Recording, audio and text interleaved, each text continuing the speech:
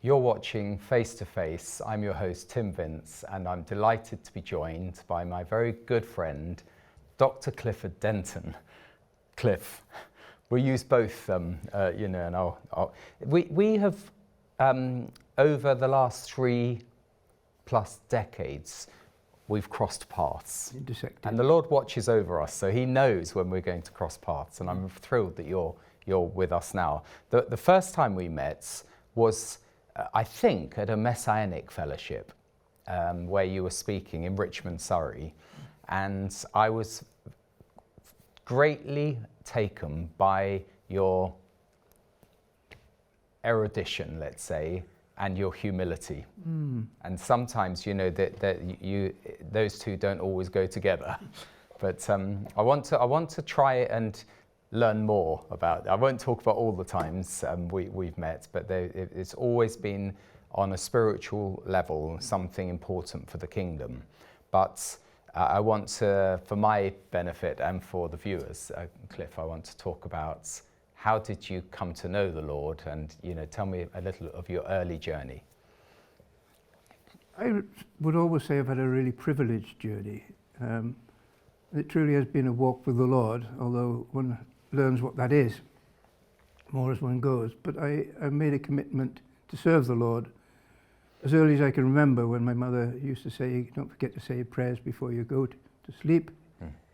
And I obediently said my prayers, but I was given an inspired prayer, because I can hardly believe almost a preschool child would say, "Lord, if you're there, I need to serve you."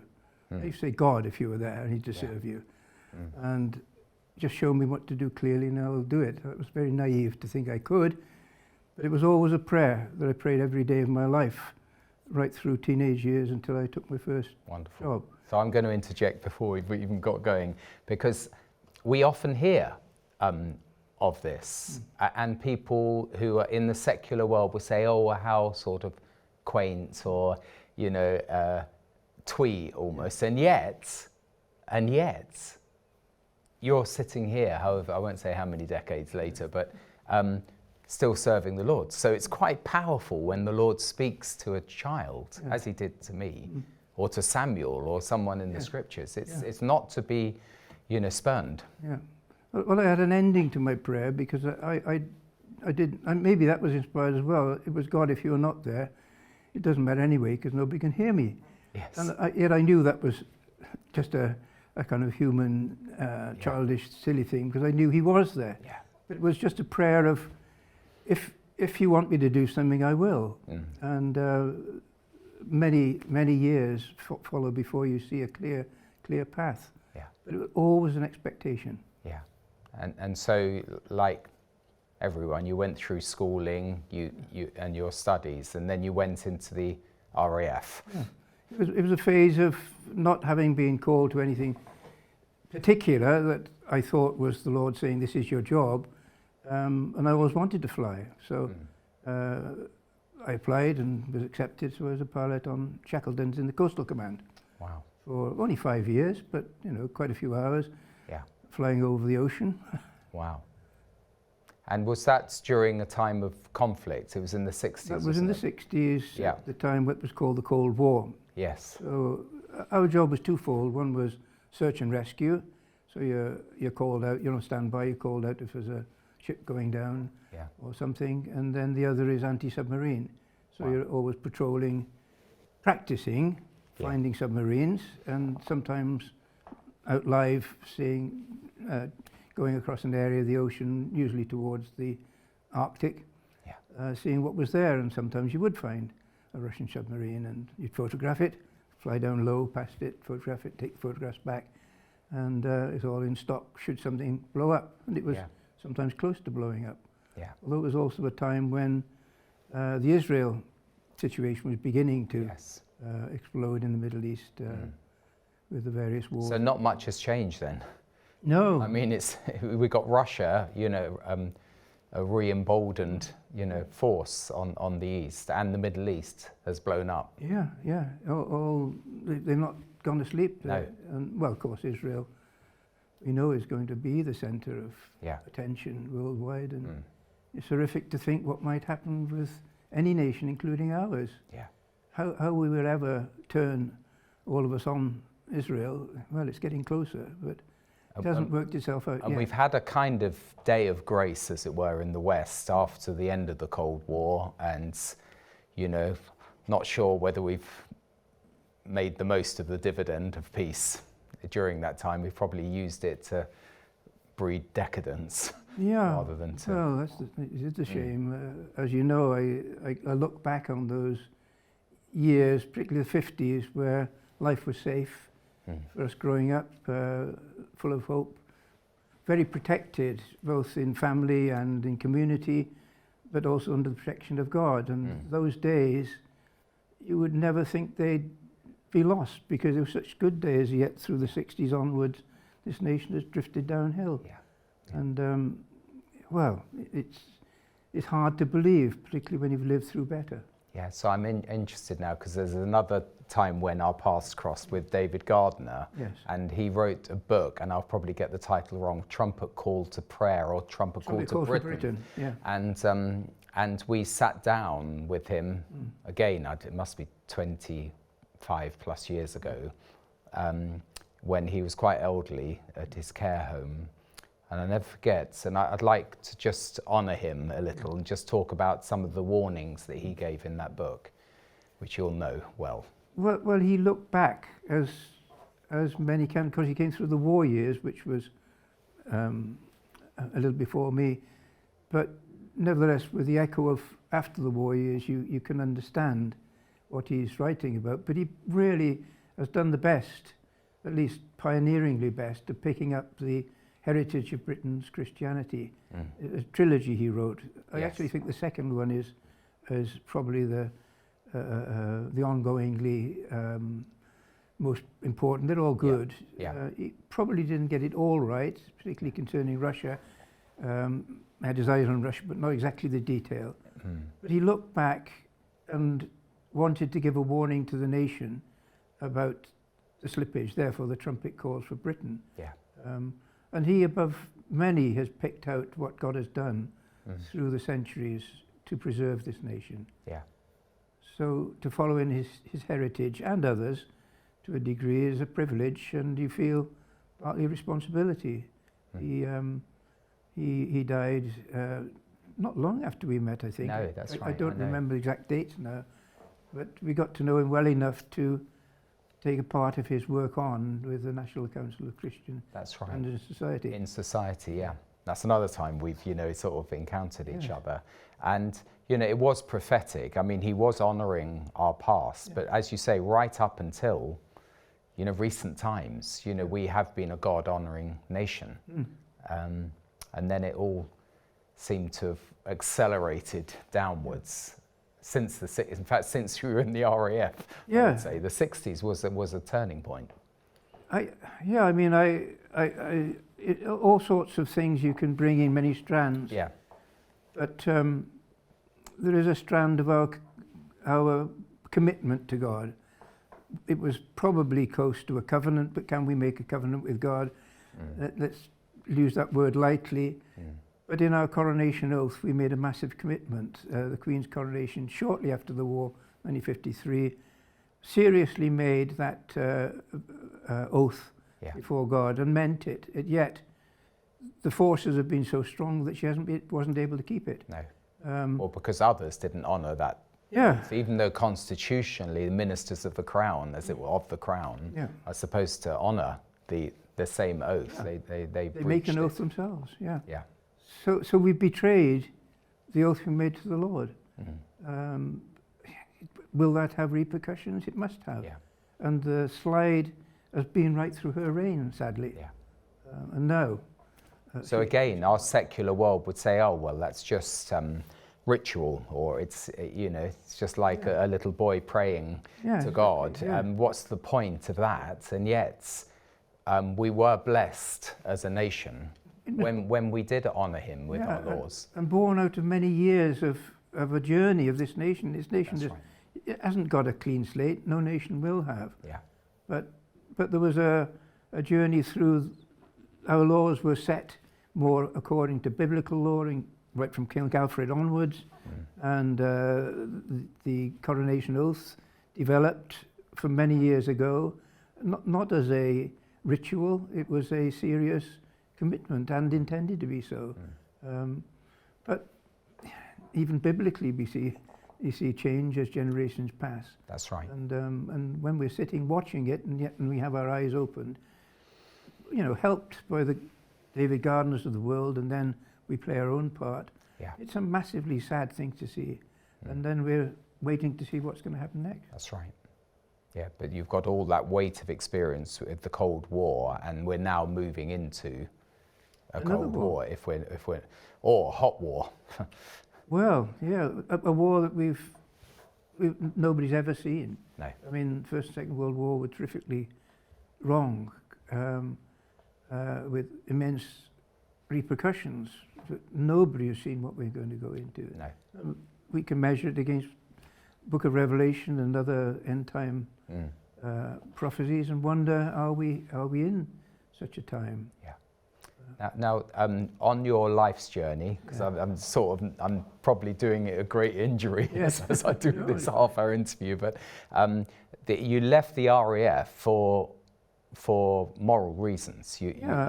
I think it was probably the prompting of God looking back, and my reaction probably wasn't totally pure because I didn't quite understand what I was doing and why, except I looked around our crew room. This is the crew room of aircrew waiting to go off and do their bit in the Shackleton, which I flew. Sometimes you didn't have anything that day, so you're sitting around. I had someone to look around, and you judge the motives of people. You're in a great camaraderie in that sort of environment, and you can just almost luxuriate in the fact that you're the ones now who are flying these very special aeroplanes. But I wondered if anybody really was doing it for the right reason. Yeah. Ever since I've tried to understand warfare, particularly the Second World War, and there are many strands to it, but one of the strands is that it's an exciting thing for some people to do, and some of them admit it. So there's a righteous cause sometimes, but then in the peacetime we had, were we really doing it for the right reason? I wondered whether I really wanted to be pressing a button from the cockpit and dropping depth charges on a submarine. Family people like us just happened to be born in a different country. We were beginning to experiment with carrying nuclear weapons. Wow. And so the question came up, did I come in to do this for the right reason? And I concluded I wasn't sure enough that I'd better come out of it. Yeah. So I came out on conscience grounds. Okay. Yeah. That's quite something. And then you went into the academic world. Yeah, I was... Because it doesn't matter what world you go into, there are moral challenges, for sure. Oh, ongoingly. But I enjoyed physics at school, actually, but I couldn't keep up my physics in the Air Force, so I did a part-time maths course just to keep my hand in. So I was able to apply for maths, and I went to King's College, Cambridge, and studied maths, which is very prestigious and very privileged. Yeah. In fact, that's part of my walk with the Lord. Yeah. Wonderful privileges all the way. Yeah.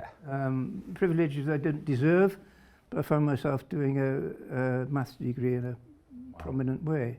Got a great choir there. Yes, and occasionally we go up now to do a reading in the evening evensong. Oh wow, that's amazing. It's a nice experience. Yeah, wonderful. That's another wonderful tradition we've got in our country. Absolutely. Be sad when they run out of money to have cathedral choirs. But but you also, and this is interesting to me because you're well known for your Tishrei ministry. You also went into biblical studies. Yeah. So how did that come about?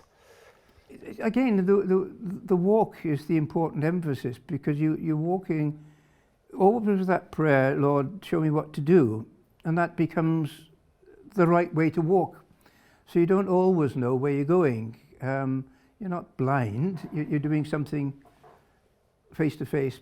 But I went into education research after doing some teaching in Banbury School, happened to be near Oxford, so again privileged university, and did some education research projects for the government there on research for gifted children. Are we educating them sufficiently in comprehensive schools? Yeah. A number of questions. Good question. I thought I was leaving that behind. By the way, I attended 2 comprehensive schools, and it didn't quite float my boat, to put it that way. No, And I found myself being dragged down. Yeah, well, Complicit in the dragging down as well. well, just in brief on that, Yeah. We found that teachers are very good at identifying very able children because they're with them, even in secondary schools. Yeah. So we recommended that teachers could identify, throw away the IQ test, Yeah. in a nutshell. But the pressures on schools, whether they comprehensive or otherwise, is such that you can't put enough enrichment Yeah. in for able children.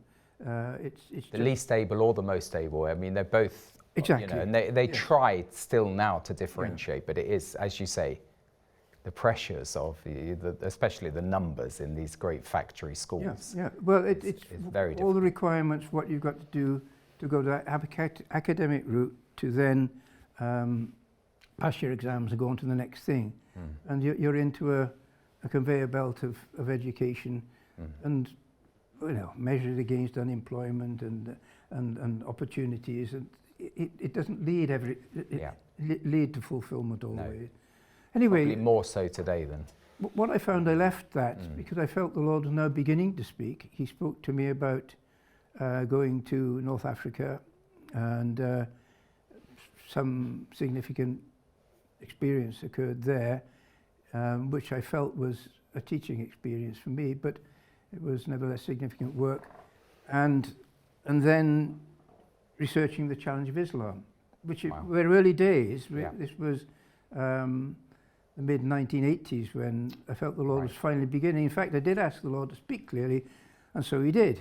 But it's post the Iranian Revolution, so it was becoming a major issue in the world. Well, on the 1st of April 1984, I was at a spring harvest meeting in Prestatyn, and I woke up with a panoramic vision of a harvest field of stooks of corn, out of which were coming people, men, actually young men, serious-faced. I didn't know what I was seeing, but I realized later that I was seeing, let's say, the Muslim harvest, the harvest the Lord was going to bring from the Islamic world. Wow. I was on the verge of leaving the research work and going off to Morocco and beginning the exploration of all the sides of Islam. But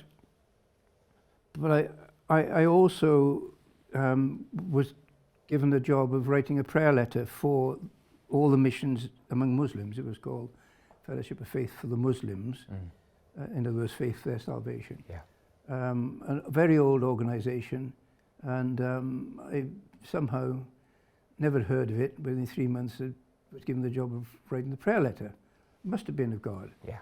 And I therefore came across missionaries who had been in the Muslim world for all their lifetime and hardly seen any converts at all. Yeah. They'd given their life to it, and we're beginning to think it couldn't happen. What it done to these people made them really deep prayers. So I was privileged to move among those who were praying for the great harvest and never seeing it. And there was I with a vision that the Lord had promised it, although I didn't understand the vision to start with. And then from then on was about estimated 1 missionary to 1 million Muslims at the time. Wow. Nobody understood what was happening in the world of Islam, and particularly in the West, where it hadn't been an issue to address. So it was surely a prophetic vision. And anyway, we now know there are absolutely millions and millions of Muslims come to the Lord. So it was a true vision. And has it come about through Western missionaries, as it were? Because it seems that you hear so many stories of those who have met with the Lord directly, and that's triggered. I think a mixture, mainly not, I think, Western missionary. I think that the folk I knew really had a ministry in prayer, whatever part that plays. But there are those who meet the Lord in vision, and multitudes of different stories. But then there was, I was also visiting sort of lecture in a Bible college in Indonesia, where the man who started that was called the Billy Graham of Southeast Asia, who, a simple man, poor man, was met by an American missionary in this case, believed the gospel and became a believer. Nobody else around. He tried to let everybody, nobody wanted to listen.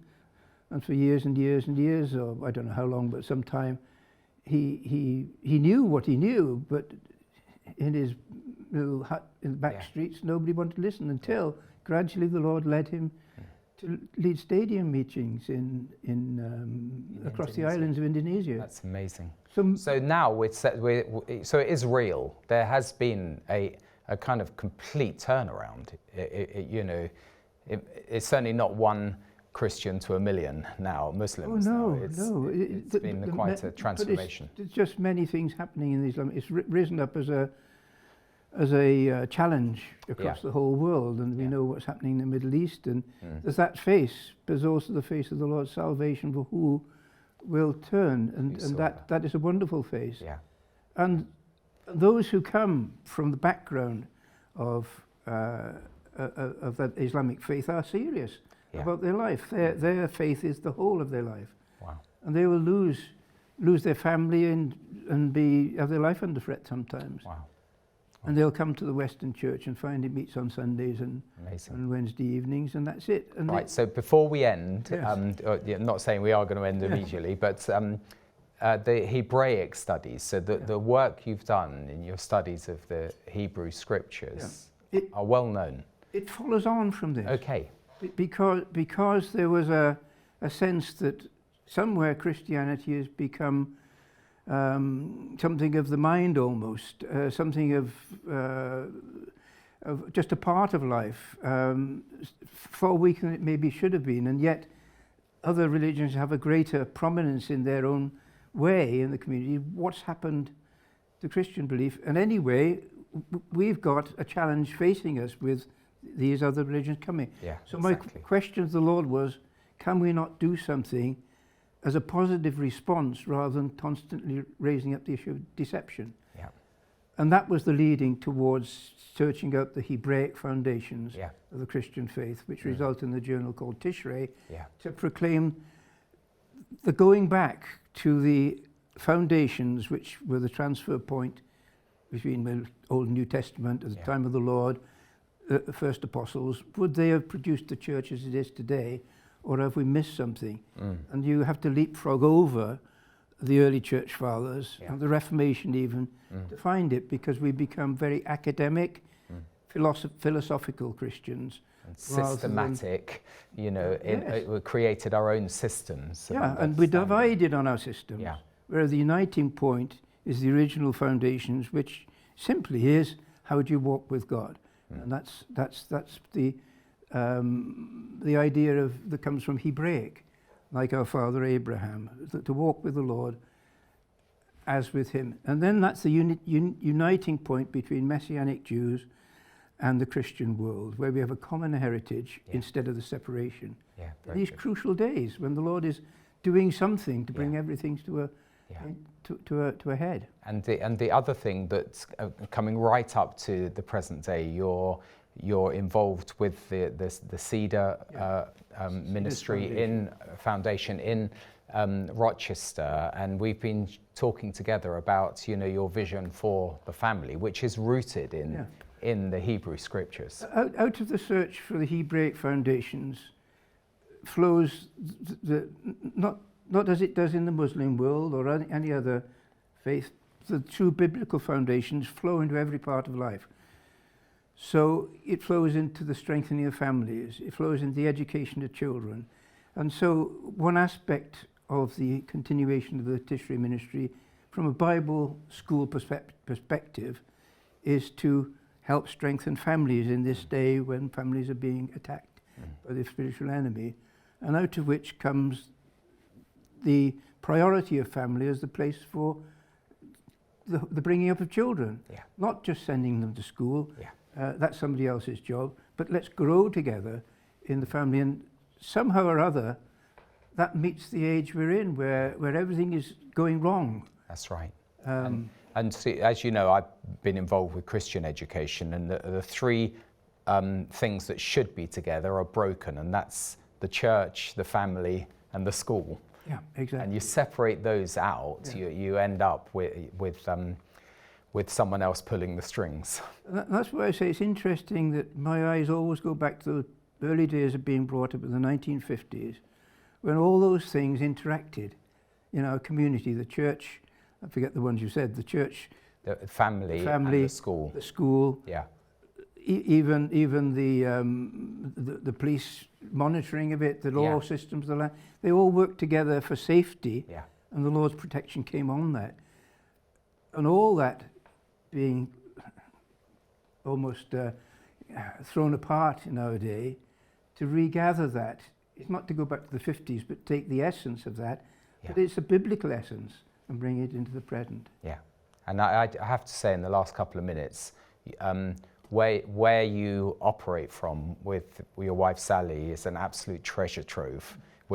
You have the creation room, you have an Israel room, you have an absolute treasure trove in the attic of your RAF days and other, what I would say is a kind of expression of what David Gardner wrote of our heritage. Yeah, that's true. Yeah. Just share a few, in the last minute or so, just share a little bit more of how you see things going forwards. Is a big question, but not just for the ministry, but in terms of the nation. We're in the last minute. Yeah. Well, always ask the most difficult questions at the end. Our decline over the Queen's, the long reign, not to blame her completely, it's the whole system, but she has some blame. But now we go into a different kingdom, and it's much more compromised.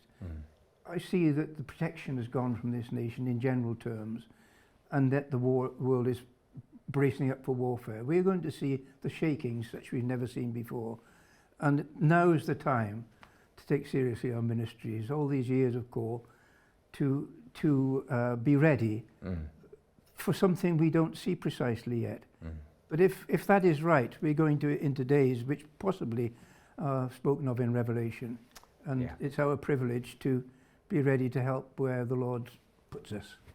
Bless you. That's very, very powerful words, and it's a great blessing to have you with us, to hear your story, but also insights from the Lord. So thank you, Dr. Clifford Denton. Thank you, Tim. And you've been watching Face to Face, and I look forward to you joining us next time.